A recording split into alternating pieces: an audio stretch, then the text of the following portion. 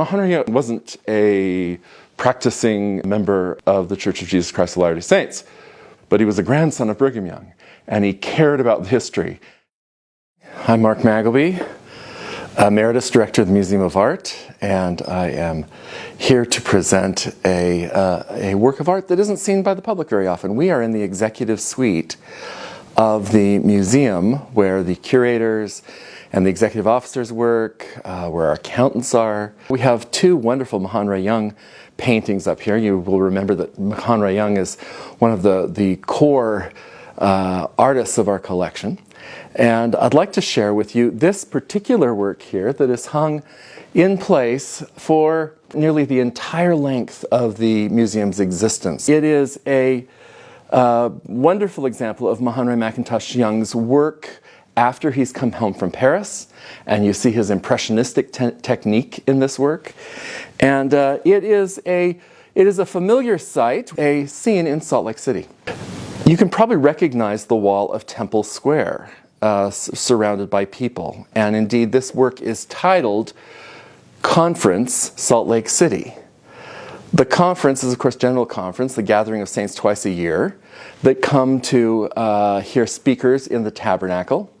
But this primarily shows the street, South Temple, from a height that is maybe just 2 to 3 stories over the street level. You can see in this beautiful, quick, impressionistic kind of brushstrokes laying out the individual characters, the individual people.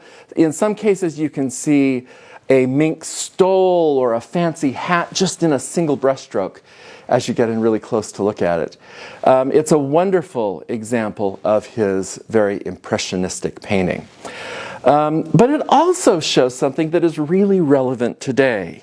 You may recall that recent news announcements showed that in relationship to the buildings like the Temple and the Tabernacle, there was huge renovations being done to the grounds at Temple Square, including opening up the very walls that we're looking at in the painting to gateways that allow vistas of the north and south sides of the temple.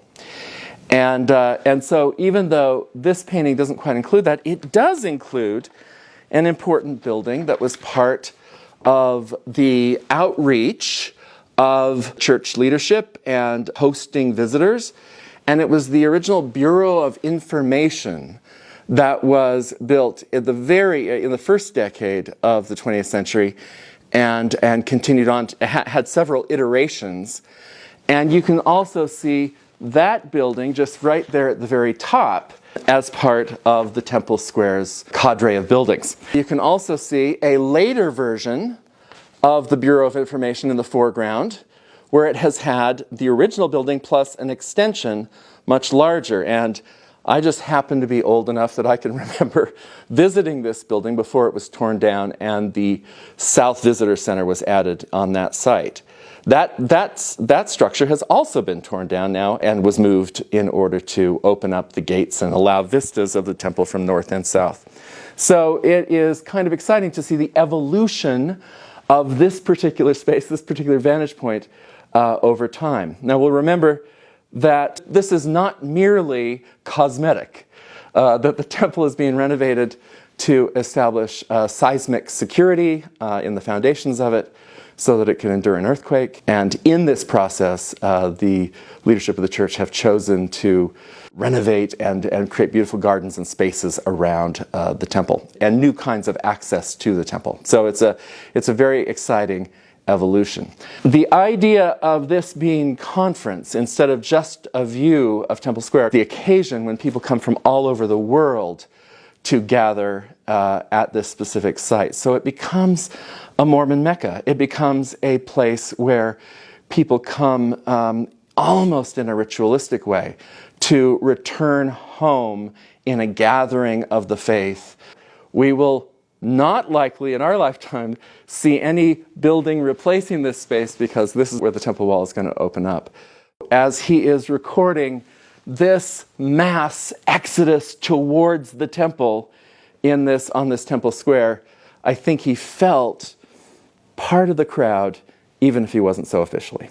I see it as a document of a holy site and a ritual of the faithful gathering.